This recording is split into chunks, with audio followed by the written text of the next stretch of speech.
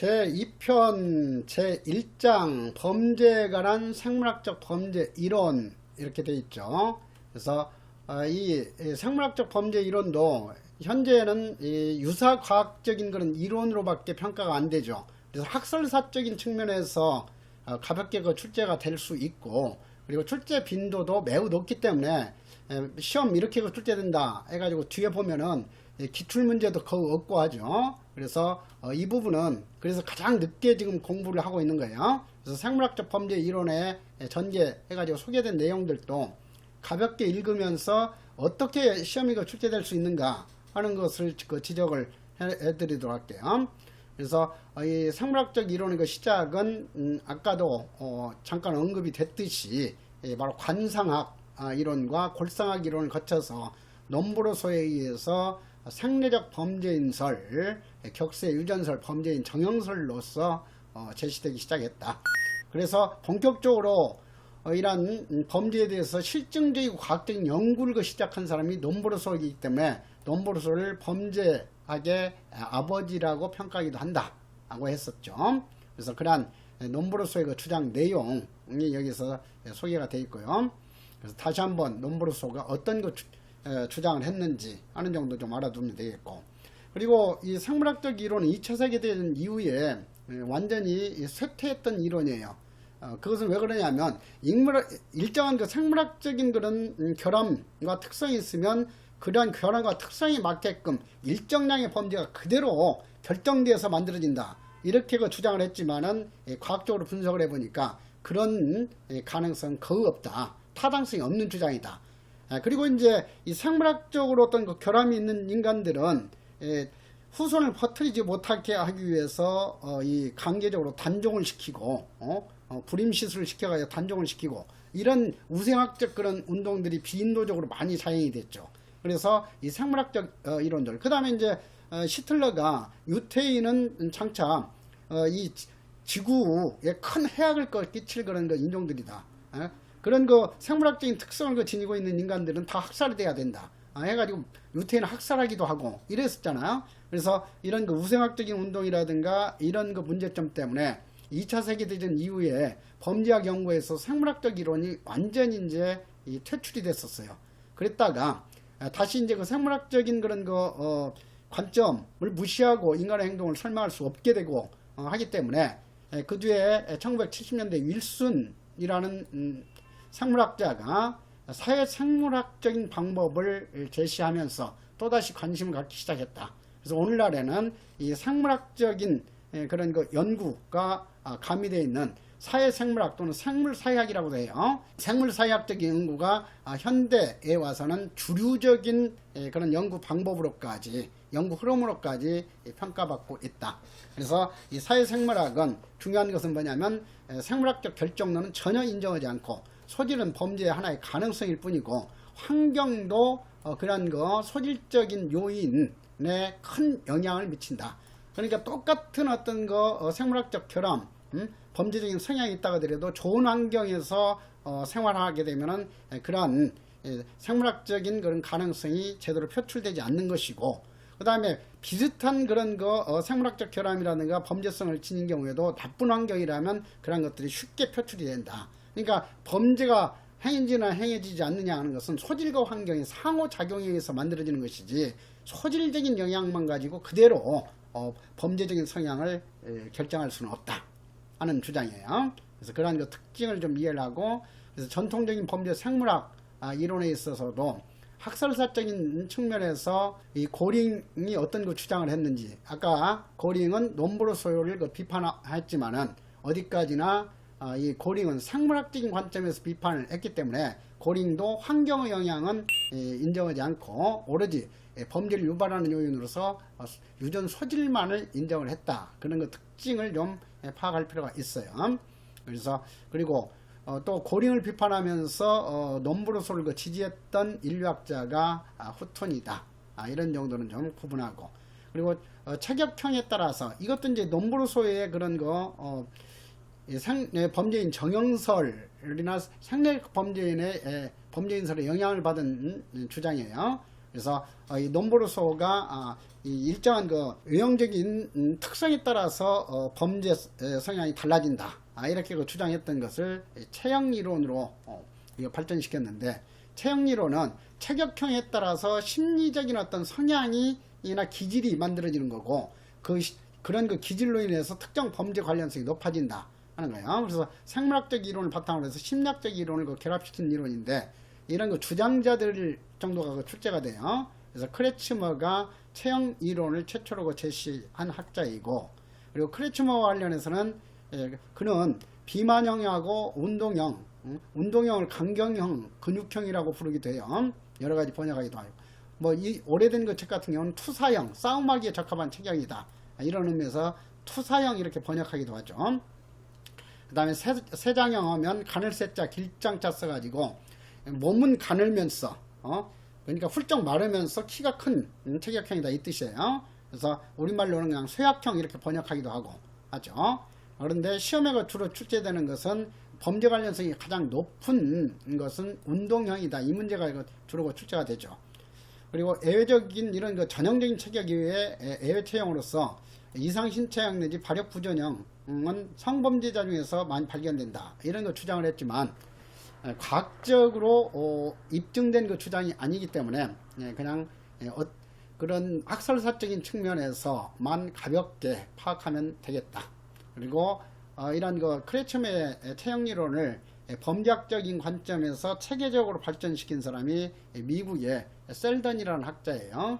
그래서 셀던 같은 경우에도 셀던은 이제 크레츠머의 그 주장 내용을 그대로 그 주장하면서 다만 용어라든가 이 포장을 좀 바꿨어요. 그래서 어떻게 바꿨는가 하는 것을 좀 이해할 필요가 있는데, 아까 이 운동형, 비만형, 쇠약형 이렇게 크레츠머가 구분했어요.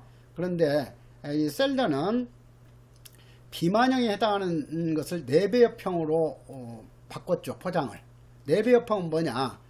이 신체 발달학 입장에서 보면은 수정체 중에서 내배엽이 상대적으로 우월하게 발달하게 되면 소화기관이 잘 발달된다, 내장기관이. 그러면 당연히 내배엽형의 경우 특징은 뭐냐면은 소화기관이 잘 발달되니까 잘 먹고 잘 소화시켜가지고 뚱뚱해진다, 이거잖아. 그렇죠. 그래서 특히 이 내장이 상대적으로 잘 발달됐다 해서 기질의 종류로는 내장 긴장형이라고 했던 거예요. 그래서 내배엽 우월형이라고도 하고 내배엽형, 내장 긴장형이고, 그리고 크레츠머에 비교하면은 비만형에 해당하는 거고, 외배엽형의 경우에는 수정체 중에서 외배엽이 상대적으로 잘 발달된 그 수정체는 두뇌, 중추신경이 잘 발달된다, 이렇게 파악이 되고 있어요. 그래서 외배엽형 하게 되면 머리가 좋죠. 그래서 두뇌 긴장형이다. 두뇌가 상대적으로 잘 발달되어 있다. 그래서 두뇌가 아주 잘 발달된 사람의 특징은 뭐예요? 같은 현상을 보고도 있는 그대로 받아들이지 못하고 분석하고 따지고 의심하고, 따라서 밥맛 없고 불면증 걸리고 그래서 삐쩍 말라가고 이렇게 되는 거죠. 외배엽형은 거니까 쇠약형, 쇠장형에 해당이 되죠. 그리고 중배엽형은 이 근육, 중배엽이 상대적으로 잘 발달되면은 신체와 근육, 뼈대와 근육이 잘 발달된다. 그래서 이제 이 중배엽형 같은 경우는 근육질이 적당히 잘 발달된 운동하기에 적합한 그런 그 체격형, 운동형에 해당하는 거죠. 그래서 당연히 범죄 관련성이 가장 높은 것은 뭐겠어요? 중배엽형이죠. 그래서 신차 긴장형 내지 중배엽형이 비행소년 중에서 가장 높은 비중을 차지한다 하는 것은 여러 근육이라든가 코르테라든가 여러 학자들에 의해서 증명이 됐고 했죠. 그래서 앞으로 그 시험에 있어서는 이런 그 중배엽형을 외배엽형이나 내배엽형으로 바꾸는 문제 정도가 주로 출제가 될 거고, 그리고 그런 거 주장을 한 셀던, 크레츠머 이런 것을 다른 학자로 바꾸는 문제, 이런 정도로 출제가 되고 그래요. 그 다음에 범죄인 가계연구 같은 경우도 간단하게 이해하면 되죠. 이제 유전 소질의 영향을 입증하기 위해서 가계를 이렇게 분석을 해봤어요. 그랬더니 대부분의 가계에는 조상 중에 범죄성을 지닌 사람이 없으니까 그 후손들도 범죄 관련성이 거의 없는데, 어떤 그 가계를 조사해 보니까 조상 중에 강력한 범죄성을 지닌 사람이 있고, 또 아주 지능이 낮은 그런 조상이 있으니까 그 후손들은 범죄 비율이 매우 높은 경우가 많이 발견되더라. 그래서 이런 것 가지고 이제 이 범죄성은 조상으로부터 유전돼 가지고 나타나는 것이다. 이렇게 주장을 했었어요. 그런데 범죄인 가계 같은 경우는 배우자의 영향이라든가 또 환경의 영향을 전혀 고려하지 못했기 때문에 또 과학적인 연구로는 인정되지 못하고 있다 하는 거죠. 그래서 이 범죄자 가계 연구하고 관련성이 높은 것이 나쁜 종자 이론인데, 나쁜 종자를 지닌 그런 인간이 후손을 퍼뜨리게 되면 우리 사회에 많은 범죄자를 만들어내게 되니까, 이런 나쁜 종자를 지닌 그런 그 열등한 유전인자를 지닌 사람들은 후손을 번식시키지 못하게 해야 된다. 이런 그 우생학적 운동이 바탕이 됐던 것이 나쁜 종자 이론이고 그래요. 그래서 범죄인 가계 연구를 행했던 대표적인 학자 정도 구분하는 문제가 출제될 수 있어요.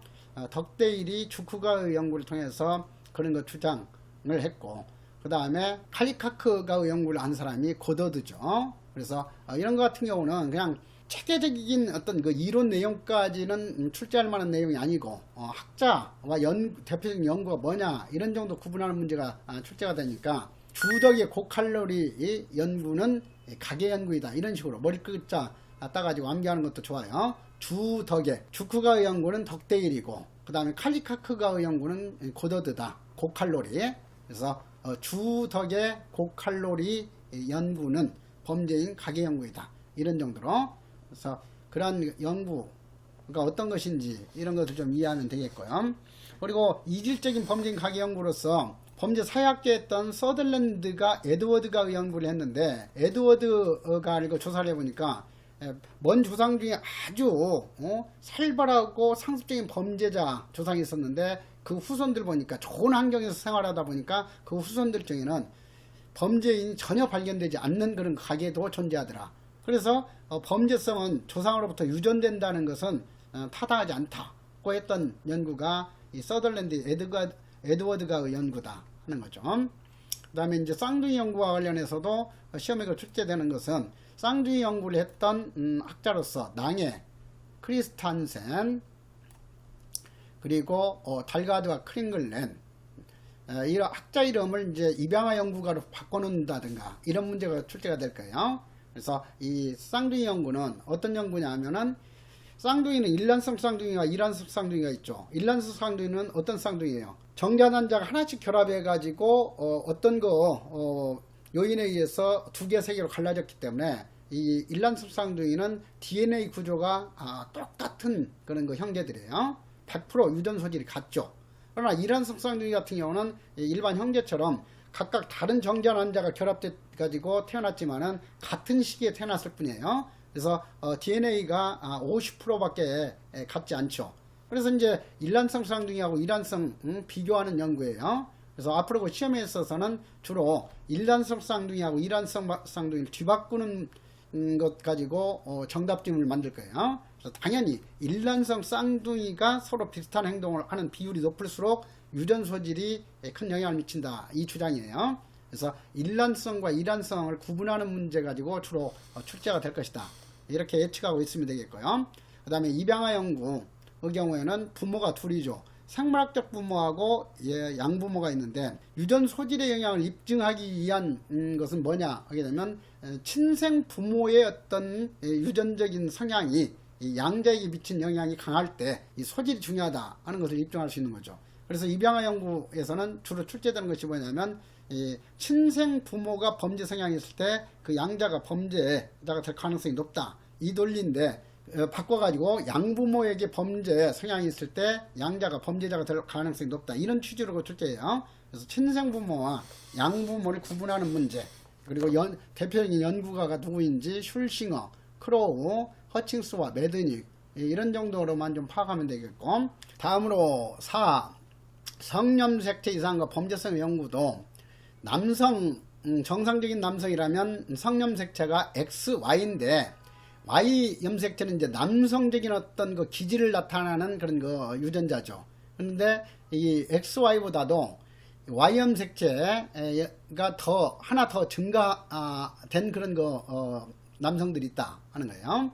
그래서 XYY는 남성적인 성향이 초과돼 가지고 일반적인 남성들에 비해서 공격성도 더 강하고, 그리고 키도 훨씬 크고 하다 하는 것이 한때 주장이 됐었어요. 근데 오늘날 과학적으로는 이것도 인정받고 있지를 못하죠. 그래서 이것도 역사적으로만 좀 이해를 하면 되니까, 초남성형이 XYY인데 이것을 XX로 바꿔가지고 이렇게 함정을 유도하고 그래요. 그래서 XXY형이 범죄 관련성이 높다는 주장이 아니라 XYY, 즉 초남성형 성염색체 이상이 범죄 관련성이 높다는 그 주장을 한 대표적인 학자가 제이콥스다 하는 정도로 좀 이해하시면 되겠어요. 그리고 현재 범죄 생물학적인 이론 연구에 있어서는 생물학적인 어떤 그 요인이 그대로 범죄 성향으로 결정된다고 보는 것이 아니다. 환경의 영향도 무시할 수 없다. 그래서 소지가 환경의 영향을 비교해서 연구하는 연구이다 했죠. 그래서 생화학적인 조건과 범죄에 관한 연구, 그래서 남성 호르몬이 과다하게 분비됐을 때 공격 성향이 커진다는 그런 그 주장도 있고, 그리고 남성 호르몬이 많은 남성들이 여성에 비해서 범죄율이 높다, 이런 것에 대한 논거로서도 연구가 되고 있고 하는데, 오늘날 아직까지는 남성 호르몬이 직접적으로 범죄 원인이라고 보는 주장에 대해서는 과학적으로 타당성을 인정받고 있지는 못하다 하는 거예요. 그래서 그러한 내용들, 그리고 이제 세로토닌 정상인 수치보다 낮게 분비되면 어떤 문제가 있는지, 이런 것이죠.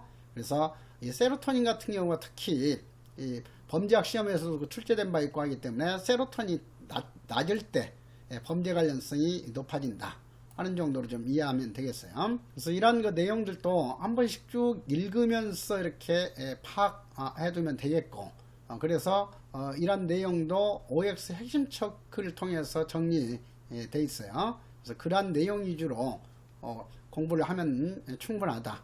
그래서 이것은 맨 나중에 지금 공부하고 있듯이 출제 가능성도 매우 낮아요. 그렇기 때문에 너무 자세하게 시간을 많이 투자하면서 이렇게 공부하려고 하면 안 된다 하는 것을 강조해 드리고 싶어요. 그래서 단원별 OX 핵심 이해 정리에서 정리된 내용만 확실하게 좀 기억을 해 놓도록 하고, 이런 것들도 나중에 이제 객관식 문제풀이에서 몇 문제씩 출제 가능성이 있는 것을 예상해 가지고 연습하면은 충분하죠. 그래서 지금 여기서 이렇게 그 핵심적인 내용들을 정리를 잘 해놨어요. 시험에 출제될 만한 거. 그래서 아까 신경 전달 물질 같은 경우도 세로토닌 수치가 낮을 때 범죄 관련성이 높다고 보고 있는 것이지 높을 때가 아니다. 그래서 지능 지수가 낮을 때 범죄 관련성이 높다 하는 주장. 그래서 이런 식으로 정리를 했으니까 여러분들도 공부할 때 OX 핵심 체크 위주로 정리를 해 놓도록 하세요. 다음으로 제2장 범죄에 관한 그 심리학적 범죄 이론, 이렇게 되어 있는데, 이 지금 심리학적 범죄 이론도 뒤에 그 기출문제 보면 알겠지만은 지금까지 10년 이상 전체 그 시험 중에서 겨우 2문제밖에 출제되지 않았잖아요. 그래서 이 부분도 새롭게 출제될 수 있는 내용, 이런 것은 어떤 것인가 하는 것만 내가 지적을 할 테니까, 이런 부분들도 이 교재에 자세히 설명이 될 거예요. 그렇기 때문에 교재를 읽으면서 기초적인 내용으로만 좀 알아두고, 시험과 관련해서 기억해야 할 것들은 OX 핵심 체크에서 정리되어 있는 내용만 좀 기억하도록 하세요. 특히 새롭게 출제될 가능성이 높은 것이 콜버그의 도덕 발달 이론이죠. 그래서 콜버그의 도덕 발달 이론은 별표 하나 해가지고 좀 자세히 읽어보도록 하고, 그리고 정답으로 출제될 가능성이 높은 것은 도덕 발달 단계가 이제 연령에 따라서 사람에 따라서 이렇게 도덕적인 판단 능력이라든가 이런 것들이 발전이 되는데, 어떤 사람은 나이가 들었어도 가장 낮은 단계에 있는 1, 2단계 수준에 머무르는 사람은 어떤 것이 옳고 그른지도 제대로 파악하지 못하고 이기적으로 자기에게 도움이 된다면 수단 방법 버리지 않고 어떤 행동이라도 할 수도 있고, 그렇기 때문에 이 도덕 발달 단계가 가장 낮은 1, 2단계에 머무는 사람들이 주로 범죄 관련성이 높은 인간들이다. 그래서 범죄자들은 도덕 발달 단계가 1, 2단계에 머물고 있고, 일반인들은 3, 4단계 중간 정도의 도덕 발달 단계로 발달됐기 때문에 금지된 행동이라든가 부끄러운 행동, 이런 것을 가려가지고 그러한 행동을 하지 않는 것이다 하는 거예요. 그리고 누가 뭐 비난을 하건 처벌이 있건 없건 간에 자기의 어떤 철학적인 의식 이런 것에 의해서 항상 사회에 도움이 되는 행동만 하는 그런 성인들 수준에 있는 것이 5단계, 6단계다 하는 거예요. 그래서 범죄자들은 1, 2단계 수준에 머물고 일반인들은 3, 4단계에 머문다고 본다. 이것이 이제 다음 시험에서 출제된다면 출제될 가능성이 높으니까 그런 내용들 정리했고, 그 다음에 이제 심리학적 이론 중에서 행동주의 이론을 행태주의 이론 또는 심리학적 학습 이론이라고 하는데, 이런 이론들은 자기가 행동 경험을 했을 때 이익이 되는 그런 행동 경험을 하면 그런 행동을 자꾸 반복하려고 할 것이고, 손해가 되는 그런 행동 경험을 하게 되면 그런 행동들은 자꾸 피하려고 할 것이다. 그러면서 인간의 행동 성향은 발전이 되는 것이지, 어떤 도덕 발달 정도라든가 아니면 프로이트가 강조하는 잠재의식, 무의식의 영향이라든가 이런 게 아니다 하는 거예요. 그래서 대표적인 주장자가 스반이다 해가지고 스키너, 반두라에 대해서 소개를 해놓고 있고 그래요. 그래서 이것도 그런 행동주의 이론 내지 심리학적 사회학습 이론이 어떤 특징이 있는가. 그래서 행동수정요법이 가장 널리 활용되는 것이 바로 사회학습 이론 내지 행동주의 이론이죠. 이것은 뭐예요? 쉽게 말해서 당근과 채찍 요법이라고 하잖아. 바람직한 행동을 하게 되면 당근을 주고 보상을 해주고, 그럼 그런 행동을 자꾸 되풀이하려고 할 것이고, 바람직한 행동을 하지 못했을 때는 처벌가하고 비난가하고 손해를 맛보게 하면은 그러한 행동을 피하려고 할 것이다. 그래서 채찍을 가하면은 그런 행동을 그치게 된다. 이런 원리죠. 그래서 대표적인 학자가 누군가 반두라와 스키너다. 그래서 반두라 같은 경우는 실험 연구 방법으로서 보보 인형 실험하고도 연관해서 출제할 수 있고, 스키너는 생쥐 박스 실험이라는 유명한 그 실험을 통해서 조건 형성 이론을 제시한 사람이에요. 그래서 그러한 학자 이름 정도 구분하는 문제를 구분해서 알아두면 되겠고, 그 다음에 성격 이론은 이상 성격, 특별한 어떤 이 이상 성격을 지닌 사람은 정상적인 행동을 하지 못하고 범죄 행동을 하는 경우가 많다. 그래서 사이코패스도 성격 이론에서 논의가 되는 문제점이에요. 그래서 이러한 성격 이론이 어떤 것인가. 그리고 특히 이제 성격 이론 관련해서는 아이젠크의 성격 이론 정도가 출제가 될 수 있기 때문에 아이젠크의 별표 하나 하는데, 아이젠크도 출제가 된다면 뭐냐면 외향성하고 내향성 바꾸는 문제예요. 범죄를 범하기 쉬운 성격은 내향성이겠어요? 외향성이겠어요? 외향성이지. 그러니까 외향성을 지닌 사람들은 지나치게 적극적이고 이 어떤 양심의 가책이라든가 이런 것들도 많이 못 느낀다. 이런 주장이에요. 그래서 앞으로 시험에서도 외향성, 내향성 바꾸는 것이 주로 정답이 될 것이다. 이런 정도로 이해를 해두시면 되겠어요. 그리고 현재 기출문제에서도 두 문제가 출제됐던 것이 이 슈나이더의 정신병질 유형과 범죄 관련성 연구예요.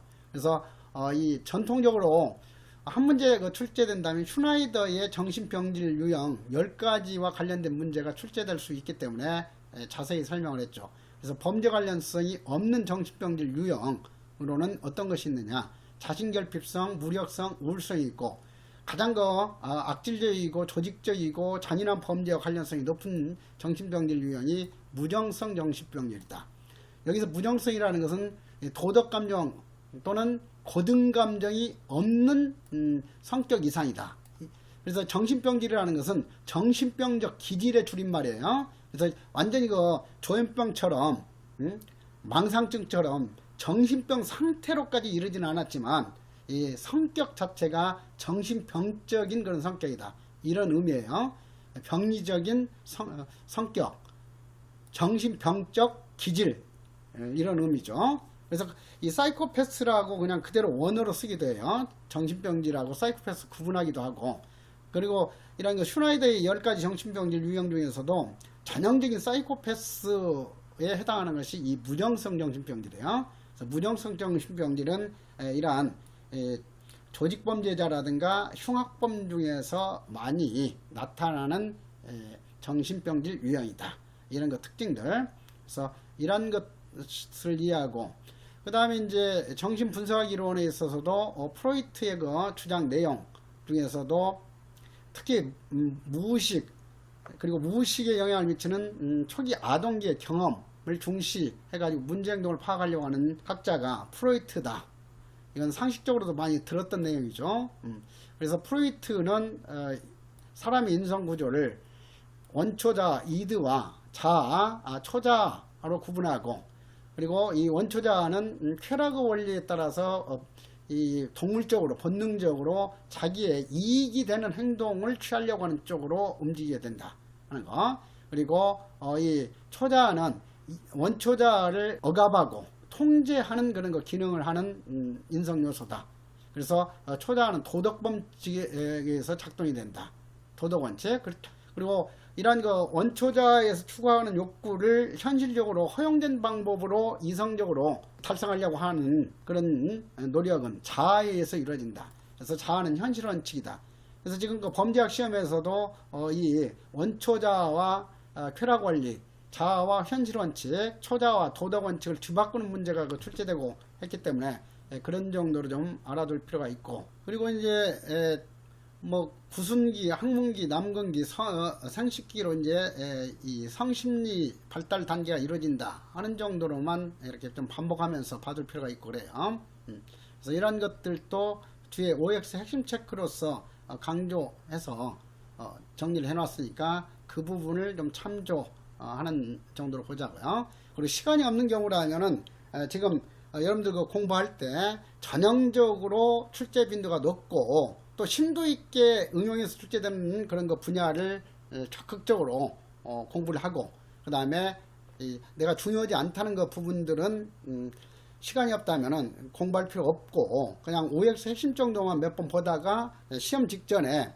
동영 모의고사라든가 이런 걸 통해서만 다시 한번 확인하고 하면 되겠어요. 그래서 아무튼 시험이라는 것은 한정된 시간 가지고 누가 효율적으로 시간 분배를 잘해 가지고 가장 경제적으로 준비를 하느냐, 이 싸움이에요. 그래서 그런 측면에 맞춰서 이번 그 교재가 만들어졌고 내가 강의도 그러한 방향으로 진행을 했어요. 그러니까 이 강의에서 강조하는 그런 그 방향대로 여러분들이 준비하는 것이 가장 효과적인 준비가 될 거예요.